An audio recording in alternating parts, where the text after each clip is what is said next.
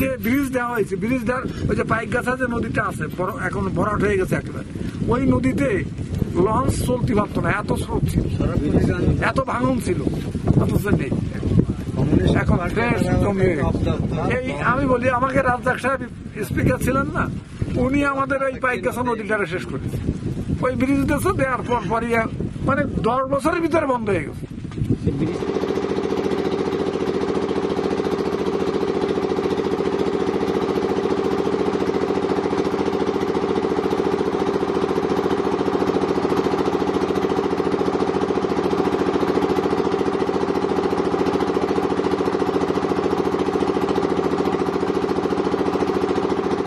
Bridge কি চলো? হ্যাঁ ব্রিজ কি চলে? হ্যাঁ ব্রিজ আছে, গাড়ি ঘোড়া, নদী একেবারে ফ্রেশ বিলান।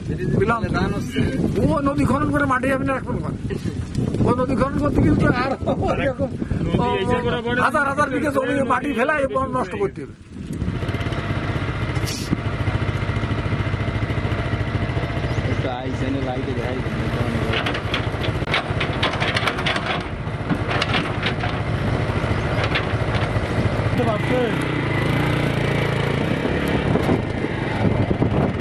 আপনি দেখেন বটিয়াঘাটা ব্রিজ হয়েছে না, যেটা আপনাকে চোখের সামনে, ওই নদী আছে, ওই নদী আছে, ওই ছড়া পূর্ব আগা মাথা বন্ধ হয়ে গেল। বারোয়ারিয়ার এখানে কি দিয়ে ফুটেজ দেখেছেন?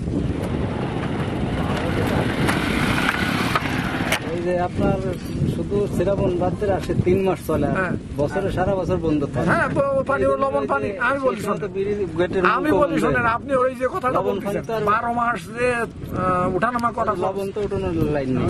এই তো লবণ লবণ থাকলে পলি ঘুরে ঘুরে মুখও বাড়াতে যাচ্ছে।